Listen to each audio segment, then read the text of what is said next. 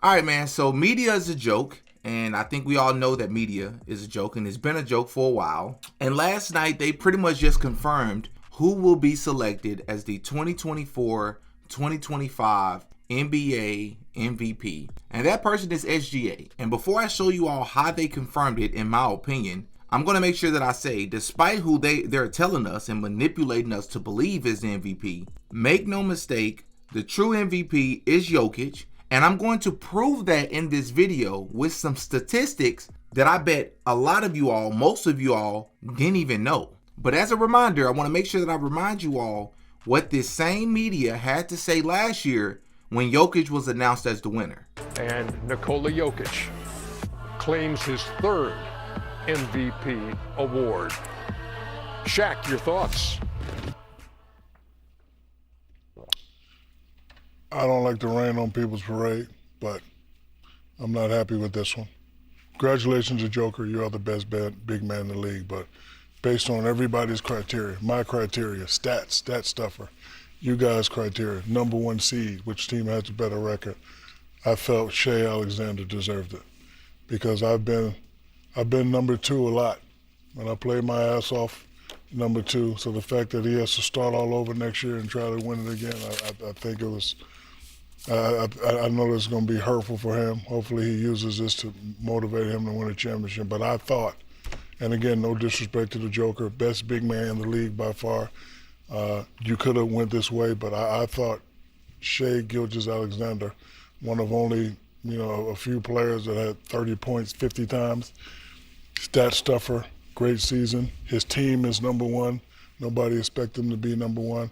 I thought Shai Gilgeous-Alexander was going to win it by far. But congratulations to Joker. I'm happy for him. Third-time MVP. You really can't be mad at this vote. But the fact that he has to start all over next year and win it over again. Because, again, I felt I was robbed 2 or 3 times, right? And I played my ass off. Stat stuffer, won championships those years. But, again, no disrespect to the Joker, but me personally, I would have gave it to Shai. You keep throwing stat stuffer out there. No, because that's my criteria for MVP. Does Nikola Jokic not stuff the stat sheet? Yeah, but not like Shai. Really? Shai is one of the few players that had 30 points in 50 games, Ernie. Well, but when you're talking about stuff in the stat sheet, look at all the triple doubles for Nikola Jokic and look at his ranks in scoring, rebounding, and assists. I don't think stat stuffing is an argument. Okay, but even doing all that, OKC was the number one seed. They had only by one game. They had identical records. It was a division record tiebreaker. That was the separating factor. All this is subjective. Yeah, it is. Well, and you're certainly entitled to. You can make a case for any of those three. So there you have Shaq saying you need a stat stuffer, and then goes on to say that SGA should have been the MVP last year because he has the most 30-point games. And you heard Ernie say that makes no sense. There's no argument there because there's more to the game than just scoring, man. Like, yes, you're a great scorer. What about rebounds, assists, steals, and all of that? Shaq doesn't care about that. He deflects and says, well, it's all about opinion. It's subjective. No, if you're saying that it's about stuff in the stat sheet, it's not subjective. I want to make sure you all understand something. Michael Jordan in 1998 won MVP averaging 28.7 points per game on 23 shots. Nikola Jokic this year is averaging 29.1 points per game on 19 shots. So to put that into perspective, Jokic is averaging more points on less shots than Michael Jordan's MVP season. Tim Duncan averaged 12.7 rebounds per game during his MVP season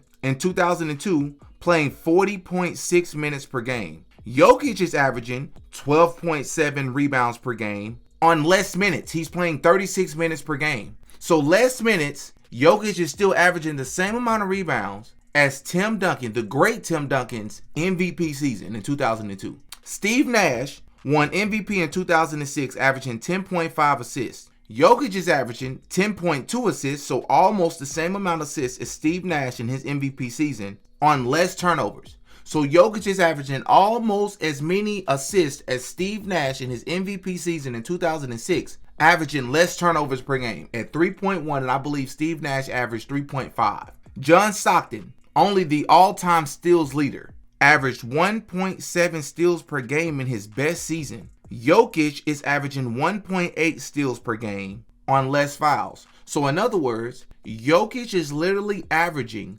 more points than the all-time steals leader has ever averaged in any season on less fouls per game, with Jokic averaging 2.2 fouls per game and John Stockton averaged 2.5 fouls per game. He's doing all of this in one season. In one season. What I would just like for the media to do is to give us something to go off of, man. Criteria. Listen, what I will say, the race is a lot closer than what I believed it to be 2 weeks ago. But it's still Jokic, and it's not even close, bro. These folks can't make up their mind.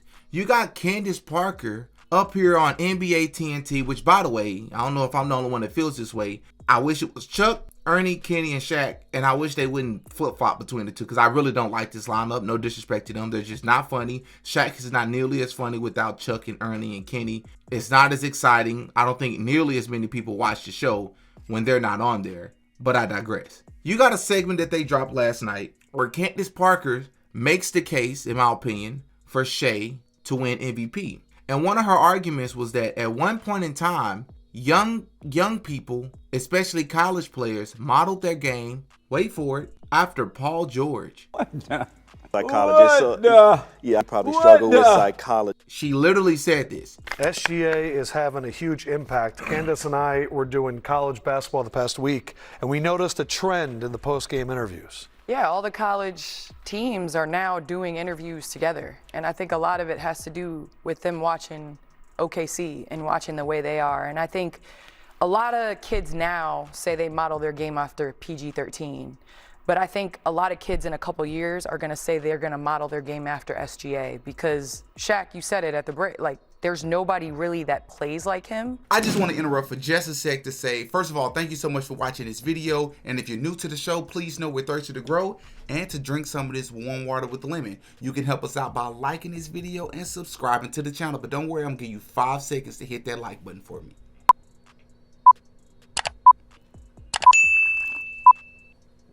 Thank you. Please follow us on our other socials as well. Thank you for your support. And not only did she say this, but I want you to take a look at Shaq's face when she said this. And I think a lot of kids now say they model their game after PG-13. But I think a lot of kids in a couple years are going to say they're going to model their game after SGA. Okay, so the same person goes on to argue for Shea and says that Shea is making a lot of noise and he's able to rally this young team behind him and be a leader, but he's also respected because he's smooth. Smooth does not make you MVP. Because college players, you have the influence of college players bringing their teammates to their interviews does not make you MVP. It means you have some influence. It means you're inspiring people, but that don't make you MVP. Shaq, once again with a terrible argument, says that at one point in time, even though he thought Shea should win it last year, he thought Shea should win it this year, he goes on to say he thought that MVP means that you're the baddest mofo on the planet. I thought he should have won it last year. I said he should have won it last year. You know, as a fan growing up, I've always thought the MVP was the baddest mofo. Shut your mouth, in the league. And he's the baddest mofo. Shut your mouth, in the league. The way he plays, he's smooth. Candace already alluded to it. Nobody plays like him. What does that mean, Shaq? That's so subjective. That's so vague. That's so up in the air. What does the baddest mofo mean? Because when I hear baddest mofo, that means best player in the world. That's Jokic. When I hear baddest mofo, that means most valuable, which also happens to be Jokic. The funniest thing is, you notice that they never go to the stats. They never go to the stats. And if they go to the stats, they only talk about scoring. You got Colin Cowherd with this silly take. So I'm not really into awards. They don't really, very subjective. You know, a lot of these awards have included media members who all have biases. They're, you know, not, I mean, and again, I have biases. Everybody does. There's 3 reasons I would give it to SGA. And number 1 is his team is much better. And they're 12 games ahead of Denver in the standings. And so let's be honest, it does matter how good your team is. How valuable can you really be if your team isn't very good? Denver is a good team. Oklahoma City favored to get to the finals. So the team is better. Number 2 is SGA is playing with a much younger team. Their average age is only 1 year older than the Auburn. And it's harder to play with young players. Young players, especially on the road, are much less consistent. So SGA's team is better. He's playing with a much less experienced roster.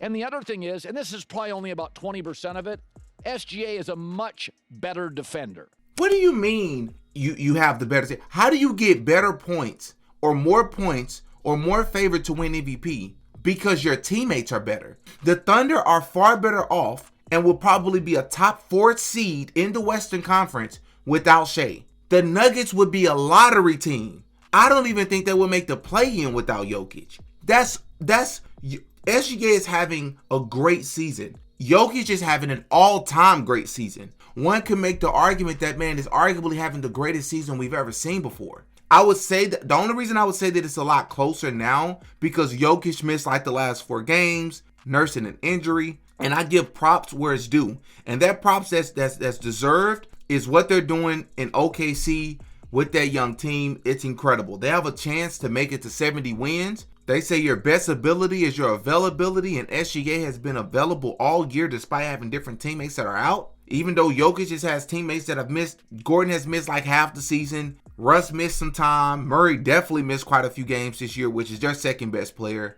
But I just need some consistency, man, because at this point, I just don't know what to go off of anymore. And what you're looking at right here on the screen is the result of the media. This is what the media has created. This is what the media has caused. What has it caused? For the fans to reflect what the media has set as the standard, which is you got to criticize players instead of studying the game, breaking down the game for what it is, from a statistical perspective, from a, what they call the eye test perspective, analytics, all those things. Instead, we criticize players, which is what they've set the tone. Stephen A. Smith, Skip Bayless really set that tone many years ago, and that's what we call sports media now. We got to bash players instead of breaking down the game and appreciating everybody. Now we've created a culture where in order to uplift another player, by default, you got to bash the other player. And I blame the media for this. So when you go to these comment sections of any video that's uplifting Shea, they're calling this man a foul merchant. They're saying that Jokic is a real MVP. They're saying he's averaged almost as many, if not more, free throw attempts than he has field goals made. That's problematic. I said it already on this channel. I don't want to sound like a broken record, but this it just makes me not want to watch the game. Like what's happened to the NBA is just like, it's not what it used to be. We all know that. But media has been part of the reason why. You got people like Stephen A. Smith and Shaq that are upset that they voted for Shea last year. They felt like he should have won last year. And simply based off that, and because he's had another stellar season, they're like, we're not going to let him lose this year as well. We're going to do everything we can to make up for last year because they felt like he should have won last year. Like, is it the best player on the best team? Like, is that why? So should we give Donovan Mitchell and Jason Tatum more love? Should it be a combination of your team standing, what your team's value is when you're not on the court, what your individual statistics are offensively and defensively, and how that helps and hurts you, how available you've been for the season?